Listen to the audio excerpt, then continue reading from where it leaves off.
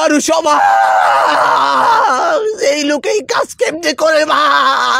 নাটক নাটক নাটক সবই হচ্ছে নাটক। যে জায়গার মধ্যে নাটক বাজিয়ে আছে ওই জায়গার মধ্যে সবকিছু আছে। আপনি যত নাটক দেখাতে পারবেন ততই কিন্তু আপনি ভাইরাল হতে পারবেন। আপনি কি ভাইরাল হতে পারবো না নাকি? ভাইরাল হবেন আর বাপ সহ হবেন। ভাইরাল হওয়ার আগে সে কত ধরনের চিন্তা ভাবনা করেছে, ভাইরাল কিভাবে হবে, কিভাবে কি কাজ করলে ভাইরাল হতে হবে, কিভাবে কি কাজ করলে ভাইরাল হতে পারবে, এই বিষয় নিয়ে সে কিন্তু অনেক চিন্তা ভাবনা করেছেন। আর ভাইরাল হওয়ার পরে কিন্তু আবার নতুন ধান্দা। একটা মানুষ শয়তান ভাই, আমারে ভাই ধ্বংস করে।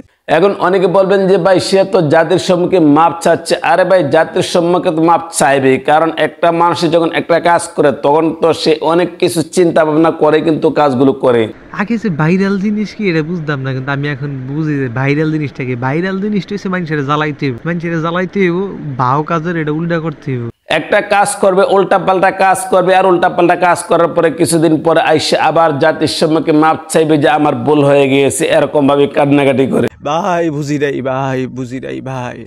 আসলে কি এই কান্নাকাটি গুলা কি তার মন থেকে করেছে? কখনো কিন্তু তার মন থেকে এই কান্নাকাটি গুলা করে নেই। আসলে বাস্তবটা হচ্ছে কি আগে কিন্তু তারা এরকম ভাবে পরিকল্পনা কাজগুলো করেছিল। তবে আমার চোখের পানি সে কিন্তু আমার ভাই না। ভাই আমি জানি আপনি তার কোনো কিছুই না, আপনি তার আপন না, কিন্তু আপনি কোথায় থেকে আসছেন, কোন জায়গা থেকে আসছেন, এটাও কিন্তু একটা পরিকল্পিত ভাবে আইসে এই জায়গার মধ্যে ইন্টারভিউ নিচ্ছে। একজন হচ্ছে সিলেট থেকে আসবে আপনার ইন্টারভিউ নেওয়ার জন্য, বুঝছেন ভাই?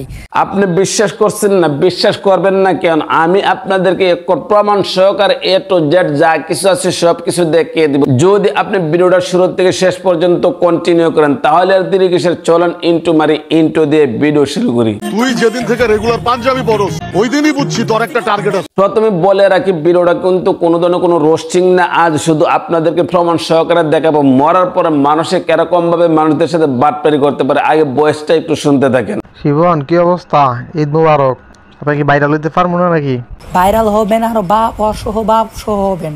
এখন আমার বিষয়টা মনে কর কি সারা দেশে লারা পরবনি নাকি?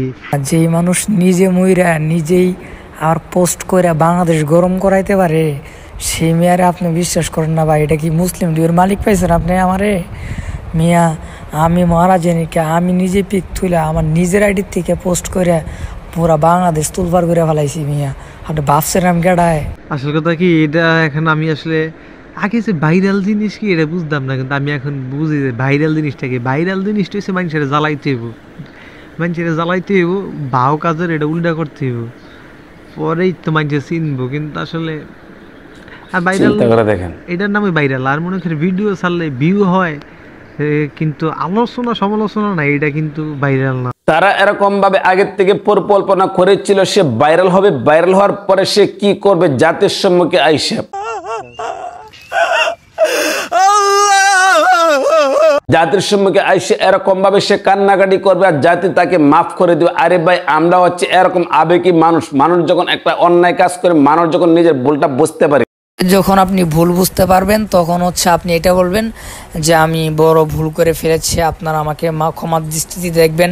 আসলে তো তার ভুলটা আগে এসে ধরাইয়া দিয়েছিল যে আপনি যখন ভাইরাল হয়ে যাবেন আর ভাইরাল হওয়ার পরে আপনাকে যখন মানুষ দেখতে পারবে না তখন জাতির সম্মুখে আইসে এরকম ভাবে কান্নাকাটি করবেন। এরকম ভাবে যখন কান্নাকাটি করবেন তখন দেখবেন জাতি আপনাকে মায়া মহব্বত করে আবারও ঠিক আগের মতন আপনাকে জায়গা করে দিবে মানুষের অন্তরের মধ্যে। আমি চিন্তা করি যে ভাইরাল হইতে পারবো কি পারতাম না, আমি এই চিন্তা করতেছি। তাহলে ভাই তুমি মাঝখান থেকে এরকম ভাবে কেনই বা অভিনয়টা করলে? আসলে তো একটা জিনিস ভাইরাল হওয়ার নেশা। ভাইরাল হওয়ার নেশা যখন মানুষের উঠে যায় তখন তার মান ইজ্জতের চিন্তা করে না, তখন সে যে কোনো ক্রমে যে কোনো ভাবে সে ভাইরাল হতে হবে, বুঝতে হবে। আর যেই কথা সেই কাজ। সে কিন্তু এরকম ভাবে ভাইরাল হয়েছে। আর ভাইরাল হওয়ার পরে জাতি যখন তাকে বিভিন্ন ধরনের প্রশ্ন করা শুরু করে দিয়েছেন, বিভিন্ন ধরনের কথা বলা শুরু করে দিয়েছেন, এখন কিন্তু আবার আইসে এরকম ভাবে কান্নাকাটি করে। একটা মানুষ শয়তান ভাই, আমারে ভাই ধ্বংস করে। আমাদের দেশের মধ্যে কয়েকটা মানুষ আছে, এই মানুষগুলা কি করে? তারা নিজেরা যেরকম ভাবে বিউপার দান দেয়, বিভিন্ন কাজ করে, আর অন্য মানুষদেরকে তারা এরকম ভাবে গোপনীয় ভাবে ইন্টারভিউ নেওয়ার পরে এই মানুষগুলা কি করে? সোশ্যাল মিডিয়ার মধ্যে ছেড়ে দিয়ে এগুলো। হাঙ্গা সাংবাদিক যেটাকে চিনেন না, ওরে আমি ম্যানেজ করে রাখছি, ও ইন্টারভিউ নিবে। এরকম ভাবে এই হাঙ্গা সাংবাদিকও কিন্তু তাকে এরকম ভাবে ইন্টারভিউ নিয়েছে। আর ইন্টারভিউ নেওয়ার পরেই কিন্তু সোশ্যাল মিডিয়ার মধ্যে টেক মধ্যে গরম হয়েছে। আসলে কিন্তু তারা আগের থেকে পরিকল্পনা করে রেখেছিল। তাহলে তো আসলে তো বেড়া এই সমস্ত লোকের কাছে ইন্টারভিউ দিলে তো এক সপ্তাহে তো দেয়া সারা দেশে আগুন ধরে যাবো।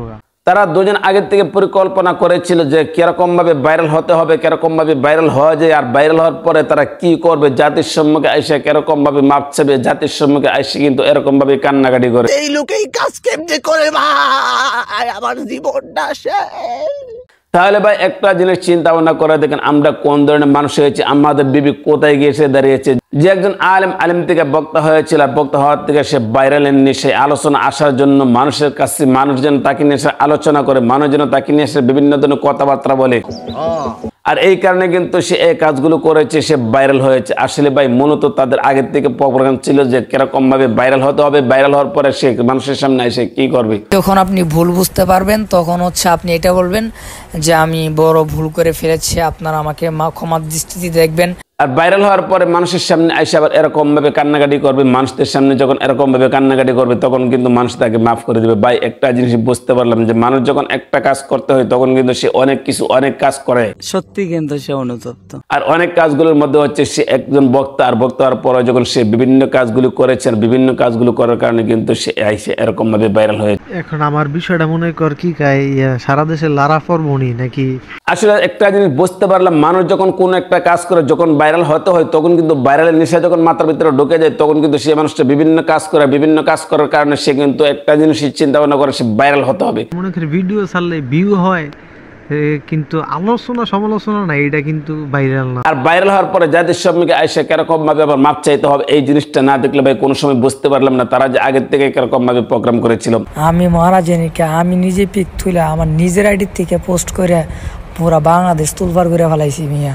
হাফেজ থেকে টিকটকার শিপন, তাকে আমরা মনে করেছিলাম মারা গিয়েছে, আসলে কিন্তু সে মারা যায়নি। নিজের আইডি থেকে নিজে পোস্ট করে বলেছিল যে আমি মারা গিয়েছি, আসলে কিন্তু সে মারা যায়নি। সে পর্দার আড়ালে থেকে আরেকটা মানুষকে এরকম ভাবে পথভ্রষ্ট করেছে, কিরকম ভাবে যে ভাইরাল হতে হবে পুরোটা পরিকল্পনা সে দিয়ে দিয়েছিলেন এরকম ভাবে অডিওর মাধ্যমে। আর অডিওর মাধ্যমে যখন টিকটকার শিপন এরকম ভাবে যা কিছু আছে সবকিছু বলে দিয়েছিলেন, আর ঠিক এরকম ভাবে এই কাজটা করেছিলেন, আর কাজটা করার কারণে কিন্তু সে সোশ্যাল মিডিয়ার মধ্যে ভাইরাল হয়েছে। আর ভাইরাল হওয়ার পরে গিয়েছে এই কি করলেন, নিজের ভুল নিজে বুঝতে পারলেন। আপনারা তারে মেনে নিতে পারবেন না, আমি বারবার বলতেছি, তবে মেনে নেওয়ার চেষ্টা করেন।